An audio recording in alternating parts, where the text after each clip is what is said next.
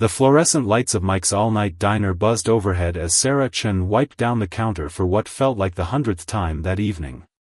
The clock read 11:47 p.m., and the January wind rattled the windows of the small establishment nestled in the heart of Millbrook, Pennsylvania. Most nights blurred together in an endless parade of coffee refills and greasy plates, but something about this particular Tuesday would alter the fabric of not just Sarah's life, but an entire community.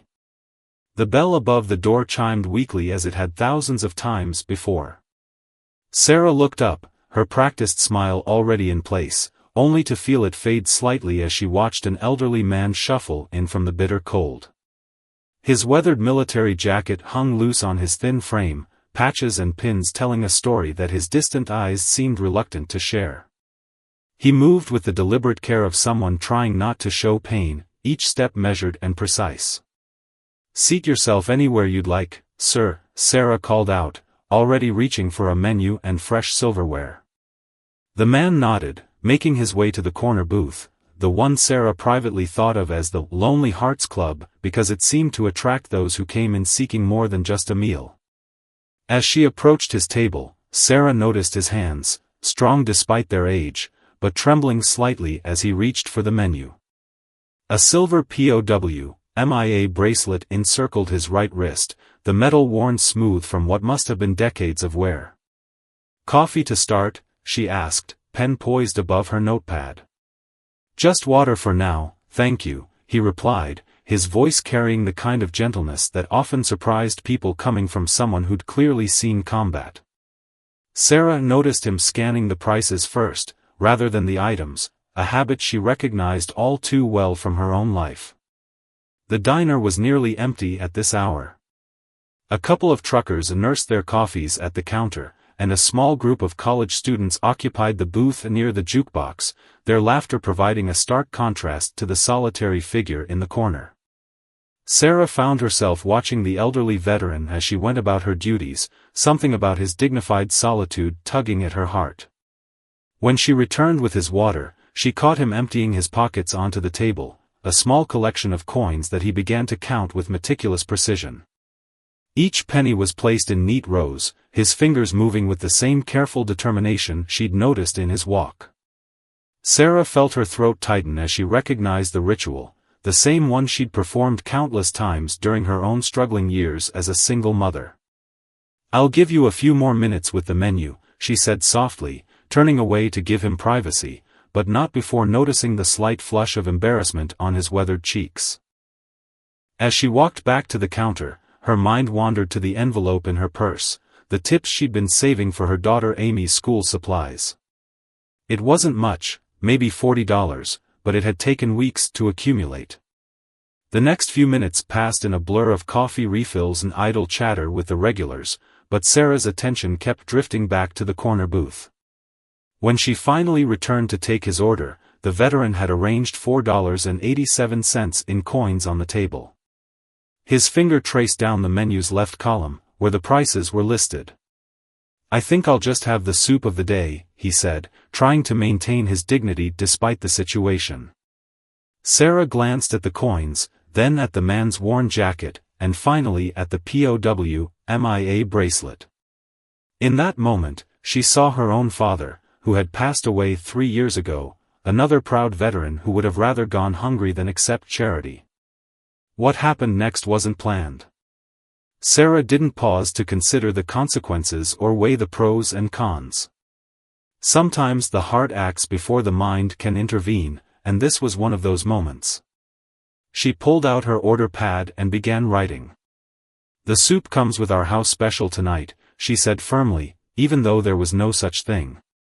"It's a complete dinner, soup, meatloaf, mashed potatoes, green beans, and pie for dessert. Tuesday night veteran special. Would you like coffee with that as well?" The man looked up, confusion evident in his pale blue eyes. "I don't think I can," he began, but Sarah was already writing. "It's all included," she insisted gently. "My father served in Vietnam. He always said a veteran should never eat alone or go hungry. I'd be honored if you'd accept tonight's special." For a moment, neither spoke. The only sounds were the soft clinking of dishes from the kitchen and the distant melody of the jukebox playing "Stand By Me." Finally, the veteran's eyes met hers, and in them she saw a lifetime of stories, of sacrifice, of pride, and perhaps a little relief. "Thank you," he said simply, his voice thick with emotion. "I'm James. James Cooper." "I'm Sarah," she replied, gathering up his coins and placing them back in front of him despite his protest. "And the pleasure is mine, Mr. Cooper." What Sarah didn't notice was the young woman in the adjacent booth, phone in hand, who had captured the entire exchange. She couldn't have known that by morning, her simple act of kindness would be shared thousands of times across social media, or that her life and the lives of countless others in Millbrook would never be quite the same. As she walked back to the kitchen to place James's order, Sarah felt a warmth in her chest that had nothing to do with the diner's heating system. She thought about her daughter Amy, and the school supplies they still needed to buy. But somehow, she knew she'd made the right choice. Some things, she realized, were worth more than money could buy.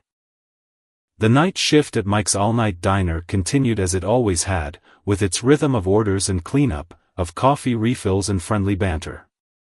But something had shifted, something as subtle yet significant as the first rays of dawn breaking through a long, dark night. In that corner booth, over a meal that cost more than either participant would admit, a story was beginning, one that would remind an entire community about the power of small kindnesses and the connections that bind us all together. What Sarah Chen could not have known, as she watched James Cooper savor each bite of his meal, was that this was only the beginning. The simple decision to follow her heart rather than her wallet would set in motion a chain of events that would not only change her life but would awaken something in their small town that had been dormant for far too long. As the night wore on, the fluorescent lights still buzzing overhead, Sarah continued her routine of wiping counters and filling coffee cups, unaware that she had just written the first line of a much larger story, one that would eventually touch every corner of Millbrook and beyond. James finished his meal slowly, methodically, with the appreciation of someone who understands the true value of a hot meal and human kindness. As he prepared to leave, he pulled something from his jacket pocket, a small, worn photograph that he handed to Sarah with slightly trembling hands. "This was taken in Saigon, 1968, he said softly. "The young man on the left, he saved my life more times than I can count." Sarah looked at the faded image of two young soldiers, arms around each other's shoulders, their faces bearing the mix of youth and premature aging that war often brings. She couldn't have known then that this photograph would become a crucial piece of a puzzle she didn't even know existed, a connection that would emerge in the days to come, linking past and present in ways that would leave their entire community breathless. As James Cooper stepped back into the cold January night, Sarah tucked the photograph into her apron pocket, a simple gesture that would later prove to be anything but. The bell above the door chimed once more, its familiar sound now somehow different, as if marking not just an exit, but a beginning. Morning light filtered through the dusty blinds of Sarah Chen's modest apartment as she scrolled through her phone in disbelief. The video had already garnered over 50,000 views overnight, her simple act of kindness captured and shared without her knowledge. The comments section overflowed with messages, some from as far away as Australia and Germany. Her hands trembled slightly as she set down her phone, the gravity of what was unfolding beginning to sink in. Amy, her 12-year-old daughter, peered over her shoulder at the screen, her half-eaten cereal forgotten. "Mom, you're famous," she exclaimed, but Sarah barely heard her. Her mind was fixed on James Cooper, wondering where he was now, hoping the viral attention wouldn't cause him any distress. What the video couldn't capture, what no one else knew, was the weight of the photograph still tucked in her apron pocket from the night before. Sarah retrieved it now, studying the faces of the young soldiers with new intensity in the morning light. Something about the second soldier, the one who wasn't James, tugged at her memory. She had seen that smile before, somewhere. 3 miles across town, in a small room at the Golden Pines retirement community, James Cooper was also awake early, though he hadn't seen the viral video. He sat in his worn armchair, surrounded by the carefully organized memories of a life that spanned 8 decades. His morning routine hadn't varied in 20 years, coffee at 6, medication at 6:30, and then an hour with his journals. But today, his thoughts kept drifting back to the kindness of the waitress at Mike's diner. The walls of his room told a story few people had heard in its entirety. Between the military certificates and faded photographs was a life marked by both extraordinary courage and quiet resilience. A Bronze Star medal hung beside a picture of a young woman in a yellow dress, Catherine, his late wife, who had passed away 5 years ago. Their love story had begun with a letter sent to the wrong military base, a mistake that had changed both their lives forever. James reached for one of his journals, its pages worn smooth from frequent handling. Inside were not just his memories of Vietnam, but the stories of the men he'd served with, particularly Tommy Chen, the soldier who had saved his life during the Tet Offensive. James had spent decades trying to locate Tommy's family after the war, feeling the weight of an unpaid debt that went beyond mere survival. The morning unfolded with its own rhythm as Sarah prepared Amy for school, her mind still processing the events of the previous night. Her tiny kitchen bore the marks of a life lived paycheck to paycheck, mismatched plates, a coffee maker held together with duct tape, and a refrigerator covered in Amy's artwork and carefully calculated budget notes. But there was also warmth here, in the small details: fresh flowers in a mason jar, a hand-knitted pot holder from a grateful customer, and photos tracking Amy's growth from infant to preteen.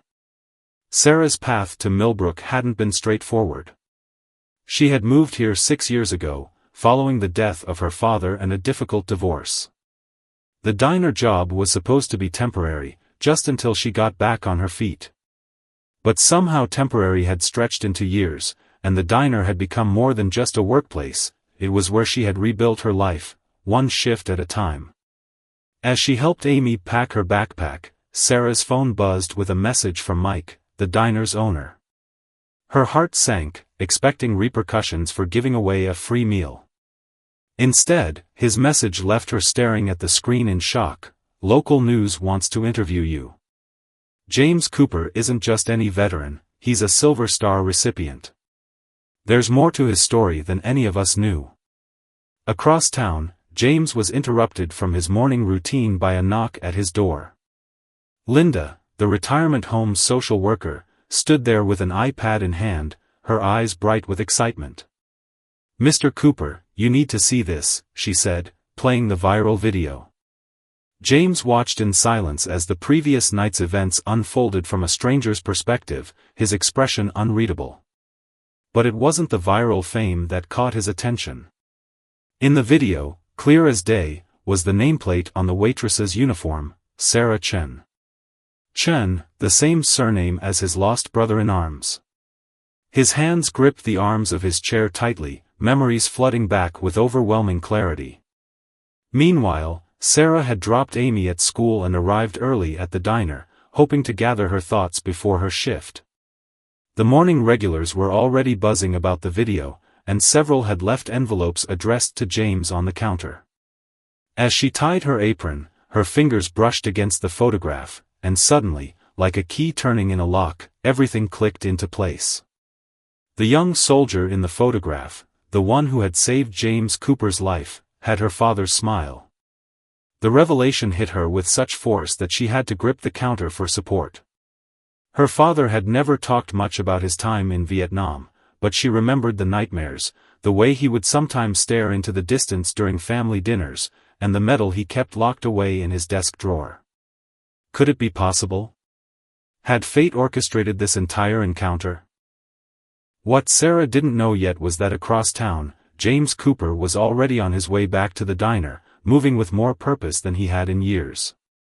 In his jacket pocket was a letter he had carried for over 4 decades, a letter addressed to Tommy Chen's family, never delivered because he had never found them. Until now. The morning sun continued its climb over Millbrook, its light touching the lives of people who had been strangers just hours before. In the diner's kitchen, Mike was preparing for the busiest day his establishment had seen in years, unaware that his small business was about to become the epicenter of a story that would redefine his community. Local reporter Jessica Martinez parked her news van outside, checking her notes one last time. She had covered hundreds of human interest stories in her career, but something about this one felt different. She didn't yet know about the photograph in Sarah's apron pocket, or the letter in James's jacket. She couldn't have known that she was about to document not just a simple act of kindness, but the unfolding of a mystery that had waited 50 years to be solved. Inside the diner, Sarah began her morning routine, filling salt shakers and wiping down menus, each movement automatic as her mind raced with questions. The photograph seemed to burn in her pocket, a tangible link between past and present, between strangers and family, between a simple act of kindness and a debt of gratitude half a century in the making. The bell above the door chimed, and Sarah looked up to see James Cooper standing there, morning light streaming in behind him. In his eyes, she saw the same recognition that had struck her earlier, the understanding that their chance encounter was perhaps not chance at all. Neither of them spoke immediately, both aware that they stood on the threshold of something extraordinary, something that would reshape not only their own lives but the very fabric of their community. Mike's all-night diner had never seen anything like this. By noon, every booth was filled, and a line stretched out the door and around the corner. People weren't just coming for the food, they were coming for a glimpse of what many were calling the Millbrook miracle. Local news vans cluttered the parking lot, their satellite dishes reaching toward the winter sky like metal sunflowers. Inside, Sarah Chen moved between tables with practiced efficiency, though her hands trembled slightly whenever she passed the corner booth where James Cooper now sat with a manila envelope on the table before him. They hadn't yet had a chance to talk properly. The morning rush and media presence had created a whirlwind of activity that kept them apart. But their eyes met occasionally across the crowded diner, each glance heavy with unspoken understanding. The viral video had taken on a life of its own. A popular morning show had picked up the story, and their segment included an unexpected revelation: James Cooper wasn't just any veteran. Before arriving in Millbrook, he had been a highly decorated Special Forces officer whose unit had been instrumental in saving an entire village during the Tet Offensive. The Silver Star he'd earned wasn't just for bravery, it was for an operation so significant that parts of it remained classified. Mayor Eleanor Martinez pushed through the diner's doors around 1 o'clock, her presence adding another layer of significance to the unfolding events. She hadn't planned to come, but her morning meeting with the city council had been dominated by discussion of the viral video and its impact on their small community. Tourism websites were already featuring Millbrook, and hashtag #MillbrookKindness was trending on social media. What caught the mayor's attention, however, wasn't the publicity. It was something in the background of the viral video that few had noticed: a small, "Help Wanted" sign in the diner's window, and a glimpse of the struggling storefronts across the street. In those few seconds of footage, she saw both the challenges facing their community and, perhaps, a way forward. But perhaps the most significant development came when an elderly Vietnamese couple pushed their way through the crowd. The woman, elegant despite her age, clutched a faded photograph that made James Cooper drop his coffee cup, sending shards of ceramic skittering across the linoleum floor. The photograph showed a young Tommy Chen standing in front of a village schoolhouse, surrounded by children. The woman, Minh Nguyen, had been one of those children. She and her husband had immigrated to America years ago, eventually settling in Millbrook, never knowing they lived mere miles from one of their rescuers. Sarah watched this reunion from behind the counter, her father's compass warm against her skin.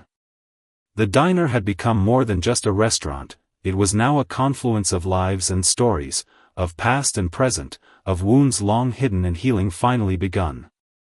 Mike appeared beside her, his usually gruff demeanor softened by the events unfolding in his establishment. "Your father would be proud," he said quietly, and for the first time, Sarah noticed the veteran's pin on his own collar, usually hidden beneath his apron. Tommy Chen saved more than just James Cooper's life that day. He saved an entire generation. The afternoon sun slanted through the diner's windows, casting long shadows across the crowded room. News crews captured the moment Mein Nguyen embraced James Cooper, their tears a testament to memories both painful and precious. But their cameras missed the subtle exchange between Sarah and James, the way she finally understood why her father's compass had always pointed her toward this moment, this place, this convergence of lives and stories. What none of them could know was that this day would mark the beginning of something even larger. The viral video had sparked a conversation, but the real story, the one that would transform Millbrook and inspire communities across the country, was just beginning to unfold. As Sarah refilled coffee cups and wiped down tables, she felt the weight of history and hope in equal measure, understanding that sometimes the longest way home is indeed the right one. The following week transformed Mike's Diner into something beyond a simple restaurant. The worn leather booths had become confessionals, where veterans from 3 counties away came to share their stories. The corner booth, James Cooper's preferred spot, had a small brass plaque now, donated by a local engraver who had seen the viral video. It read simply, "Where kindness served." Sarah found herself working double shifts, not because Mike asked her to, but because she couldn't bear to miss a single moment of what was unfolding. Each day brought new revelations, new connections that seemed too perfect to be coincidental. The compass around her neck had become a conversation piece, its significance growing with each passing day as more pieces of her father's story emerged. On a particularly busy Thursday afternoon, while rain drummed against the diner's windows, Harold McKinney returned with a stack of leather-bound books, the town archives he'd mentioned earlier. His hands shook with excitement as he spread them across the counter. "Your father," he said to Sarah, "wasn't just any soldier. He was part of a classified operation that saved hundreds of lives. These records, they tell a story that's been waiting 50 years to be heard."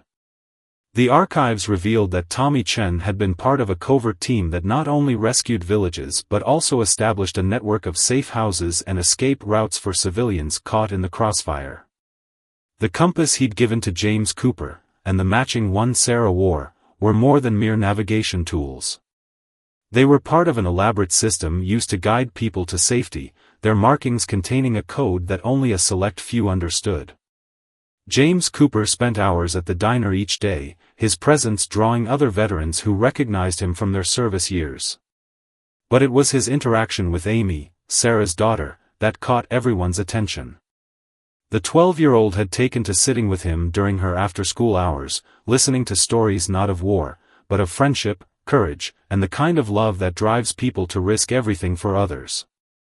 "Your grandfather," James told Amy one afternoon, had a theory about kindness. He said it was like a compass, it always points true north, even when we're lost. That's why he gave me his compass after saving my life. He said as long as I had it, I'd never lose my way. The story took an unexpected turn when Rebecca Liu, the bookstore owner from across the street, brought in a box of old letters she'd found in her father's belongings after his passing. Among them was a correspondence with Tommy Chen from 1970, written in careful Mandarin. The letters revealed another layer to the story. Tommy had helped establish a support network for Asian American veterans who faced discrimination upon returning home. Mein Nguyen and her husband became regular fixtures at the diner, sharing their own stories of the war and their journey to America. Through their testimonies, a fuller picture of Tommy Chen emerged, not just as a soldier, but as a humanitarian who had understood that the real battle was for the human spirit. The mayor's office announced a town hall meeting to discuss the creation of a veteran support center, inspired by the outpouring of stories and needs that had surfaced since the viral video. But it was what happened during the meeting's planning that truly showcased how deep the connections ran. Sarah was sorting through her father's old footlocker, which she'd retrieved from her mother's attic, when she found a sealed envelope addressed to the future. Inside was a detailed plan for a veteran support network, written by Tommy Chen in 1975. The similarities to the mayor's current proposal were striking, down to the suggested location, which was the same building being considered now. "Your father," James explained to Sarah as they reviewed the documents together, always said that war shows us the worst in humanity so we can choose to be our best. These plans, this was his dream. He knew someday, someone would need to build bridges between the past and future. The local high school's history department became involved, launching a project to document the stories emerging from the diner. Students conducted interviews, created digital archives, and began mapping the connections between families affected by the war. Amy's class took a particular interest in the compass code, working with mathematics teachers to understand its intricate system. One rainy evening, as Sarah was closing up the diner, she found an elderly man waiting outside. He introduced himself as Dr. David Chen, no relation, but a name that caught her attention immediately. He had traveled from San Francisco after seeing the viral video, bringing with him a piece of the puzzle no one had expected. "I was the medical officer who treated your father in 1969, he explained, his voice thick with emotion. "He talked about you constantly, even though you weren't born yet. He said he had a dream about a daughter who would complete the circle of kindness he was trying to create. He made me promise that if I ever met you, I'd give you this." From his briefcase, he produced a journal, its pages filled with Tommy Chen's thoughts, hopes, and detailed plans for the future. The final entry, dated just weeks before his transfer, spoke of a vision, a place where veterans could find not just support, but purpose, where their stories could help heal others and bridge divides. The journal contained something else, a series of coordinates and markings that matched the enigmatic etchings on both compasses. When overlaid on a map of Millbrook, they formed a perfect circle, with Mike's Diner at its center. It was as if Tommy Chen had somehow known, decades ago, exactly where these pieces would finally come together. Kate Martinez, the documentary filmmaker, captured these revelations with her camera, but even she admitted that some moments defied documentation. Like the afternoon when a group of veterans spontaneously gathered in the diner's parking lot, forming a circle around Sarah and James as they decoded the compass markings. Or the moment when Amy, using her grandfather's journal as a guide, solved a puzzle that had stumped military cryptographers for years. The diner's walls, once simply decorated with local sports memorabilia and faded photographs, now held a growing collection of stories. Pictures of Tommy Chen, James Cooper, and countless other veterans shared space with newspaper clippings, letters, and maps. Mike installed a proper display case, and visitors began leaving their own mementos, dog tags, patches, and personal tokens that added to the unfolding narrative. But perhaps the most powerful transformation was in Sarah herself. The waitress who had once counted tips to buy school supplies now stood at the center of a movement, her father's compass guiding her in ways she never could have imagined. Her simple act of kindness had unlocked a door that had been waiting decades to be opened, revealing a legacy that would reshape not just Millbrook, but communities across the country. As the fourth week since the viral video drew to a close, Sarah found herself standing in the diner after hours, surrounded by the physical manifestations of so many interconnected lives. The rain had finally stopped, and moonlight filtered through the windows, casting gentle shadows across the photographs and mementos that told this ever-expanding story. James Cooper appeared beside her, his weathered hands holding yet another piece of the puzzle, a map of Vietnam with markings that perfectly matched the patterns on their compasses. "Your father," he said softly, "always told me that the longest way home is sometimes the right one. I never understood until now." He wasn't just talking about geography. He was talking about this moment, about how sometimes it takes decades for kindness to complete its journey. The old Bradford building stood at the edge of Millbrook's downtown district, its red brick facade weathered by decades of neglect. Once a thriving department store, it had sat empty for 15 years, its windows collecting dust and local teenagers' initials. But on this bright Saturday morning in March, 2 months after the viral video that had changed everything, the building hummed with new life as volunteers streamed in and out, carrying supplies and equipment. Sarah Chen stood on the sidewalk, her father's compass warm in her palm, watching as James Cooper directed a team of volunteers with the precision of a seasoned commander. The Bradford building was about to become the Tommy Chen Veteran Support Center, though the transformation hadn't come easily. The past month had tested the community's resolve in ways no one had expected. The first challenge had come from developers who'd suddenly shown interest in the property, seeing opportunity in Millbrook's growing fame.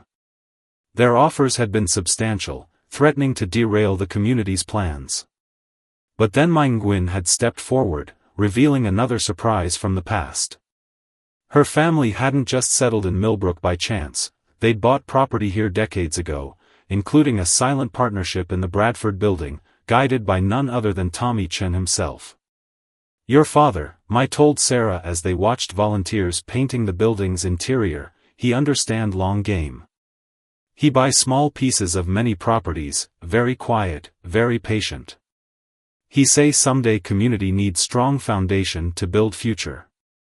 He not know what future look like, but he make sure ground ready for seeds to grow." The center's development had become a catalyst for other changes in Millbrook. Rebecca Lou's struggling bookstore across the street had been transformed into a combination bookshop and historical archive, with a special section dedicated to veteran authors and Asian American literature. The high school's history department had launched an oral history project, sending students out to record the stories of local veterans and their families. But it was the discovery made during the building's renovation that had left the entire community breathless. Behind a false wall in the basement, workers had found a cache of documents and photographs, Tommy Chen's hidden archive. Among the papers were detailed plans for a network of veteran support centers across the country, each designed to address not just the practical needs of veterans, but the deeper wounds of isolation and disconnection. The documents revealed that Tommy Chen had been part of a larger group of forward-thinking veterans who had understood that the war's impact would echo through generations. They had created a sophisticated support network, operating in the shadows of official channels, helping veterans and their families navigate the challenges of post-war life. The Compass Code, it turned out, was just one part of their system. Kate Martinez's documentary had evolved beyond its original scope, capturing not just the story of one act of kindness, but the unfolding of a half-century-old vision. Her cameras followed Sarah and James as they decoded more of Tommy's archives, each discovery adding layers to their understanding of the past and its connection to the present. Amy had become an unexpected bridge between generations, her natural ability to connect with veterans earning her the nickname Little Ambassador. She had started a youth program at her school, teaching other kids about the importance of listening to and learning from their elders. The Compass Code had become part of her mathematics curriculum, with students using it to learn about encryption, geometry, and the practical applications of mathematical concepts. One particularly moving moment came when a group of Vietnamese American students from the local community college discovered their own connections to the story. Several of their grandparents had been among those saved by Tommy Chen's unit. They began volunteering at the center, translating documents and helping to piece together the complex web of relationships that had brought so many families to Millbrook. The mayor's office had received inquiries from other towns wanting to replicate Millbrook's program. Sarah found herself giving speeches at community events, sharing not just her father's story, but the larger message about how small acts of kindness could unlock decades of hidden potential. James Cooper, despite his initial discomfort with attention, had become a mentor to younger veterans, helping them understand that their own stories were part of a continuing narrative. The diner remained the heart of it all. Mike had embraced its new role as a gathering place for healing and connection, installing a proper memorial wall and hosting weekly veteran gatherings. The corner booth, James's booth, had become a sort of unofficial office where veterans could seek advice, share stories, or simply find a moment of understanding. But it was the unexpected arrival of retired Colonel Marcus Thompson that truly highlighted the depth of Tommy Chen's influence. The colonel had been the commanding officer who'd approved Tommy's transfer in 1968, and he brought with him classified documents that had finally been declassified. These papers revealed the full scope of Tommy's wartime activities, not just as a soldier, but as an architect of humanitarian operations that had saved thousands of lives. Chen was playing a long game, Colonel Thompson explained during a community meeting at the center. He understood that the real victory wouldn't be measured in military terms, but in how we helped communities heal and grow stronger. Everything you're discovering now, the property purchases, the support networks, the coded messages, it was all part of a plan to build bridges across generations. Sarah found herself spending evenings in the center's research room, poring over her father's documents with James and Mai, understanding more with each passing day about the man who had shaped their lives in absentia. The compass around her neck was no longer just a memento, it was a key to understanding her father's legacy and her own role in bringing his vision to life. The transformation of Millbrook continued, but not without its challenges. Some residents worried about the town becoming too focused on the past, while others struggled with the reopening of old wounds. Yet even these concerns became opportunities for growth as the community learned to navigate difficult conversations with compassion and understanding. As spring bloomed in Millbrook, the Tommy Chun Veterans Support Center prepared for its official opening. The red brick facade had been restored to its former glory, with new windows reflecting the sunrise each morning. Inside, the walls told stories through photographs and artifacts, each carefully curated to show the connections between past and present, between different cultures and generations, between acts of war and acts of peace. Sarah stood in what would become the center's main gathering space, watching Amy help James arrange photographs on the memorial wall. The room would soon be filled with people celebrating not just the opening of a building, but the realization of a vision that had waited 50 years to take shape. Outside, she could hear the sounds of Millbrook coming to life, delivery trucks at the diner, students heading to school, volunteers arriving for their shifts. The compass at her throat seemed to pulse with its own energy, as if responding to the convergence of so many threads of destiny. She thought about that night at the diner, about how a simple decision to show kindness had unlocked a door that had been waiting decades to be opened. Her father had known, somehow, that the longest way home would lead through this moment, through this place, through these connections that span time and tragedy to create something beautiful. The program she had helped develop, Next Generation Navigators, was being adopted by schools across the country. Mai Nguyen, who had become the center's cultural director, shared her own revelation. The Vietnamese community she had helped establish in Millbrook hadn't been random, it was part of Tommy Chen's larger vision. He had worked with international organizations to create safe paths for refugees, using his network of properties and connections to help families rebuild their lives. Your father, she told Sarah during the celebration, he not just saved lives in war. He built bridges for peace. Each person he helped, they help others. Like ripples in pond, never ending. The day's biggest surprise came from Rebecca Liu, who had finally decoded a series of encrypted messages found in her father's bookstore. The messages revealed that Tommy Chen had been part of a classified post-war operation called Project Homecoming, which worked to reunite families separated by conflict and help them establish new lives in America. As the ceremony continued, Kate Martinez premiered a special segment of her documentary, featuring interviews with families across the country who had been impacted by Tommy Chen's network. The stories painted a picture of a man who had understood that the effects of war rippled through generations, and that healing required more than just medical care or counseling, it required community. The diner, still the heart of it all, had been officially designated as a historical landmark. Mike had expanded the space, adding a community room where veteran groups could meet and where Sarah now taught a popular cooking class that brought together people from all walks of life. The corner booth remained sacred ground, its brass plaque now accompanied by a wall of photographs showing the countless connections that had sprung from that one act of kindness.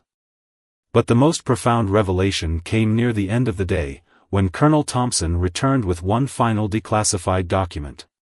It was a letter Tommy Chen had written just before his transfer, addressed to the Keepers of the Compass. The letter detailed his vision for a national network of community support centers, each one designed to adapt and evolve with the needs of its community.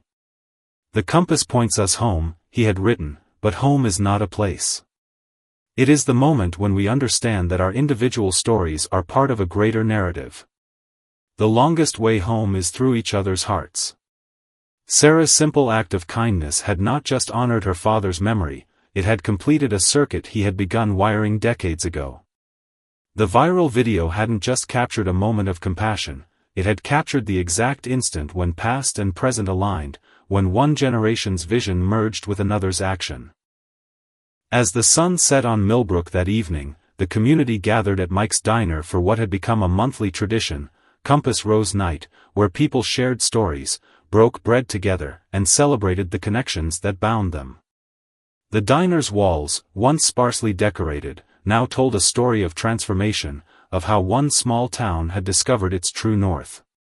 James Cooper sat in his usual booth, surrounded by veterans young and old, sharing not just war stories, but stories of healing, of finding purpose, of building something greater than themselves.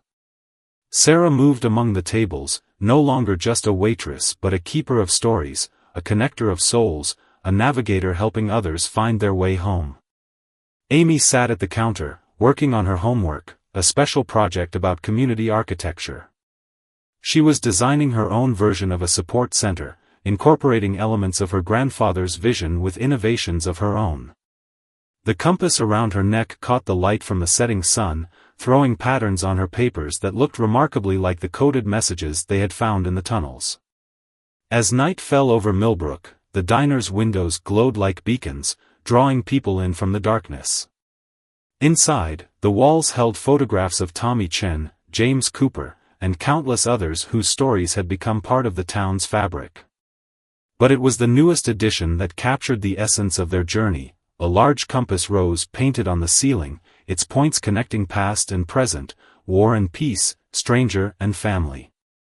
The needle of Sarah's compass pointed steadily north, but she understood now what her father had known all along: true north isn't a direction, it's a destination we reach together, guided by the light of simple kindness, traveling the longest way home.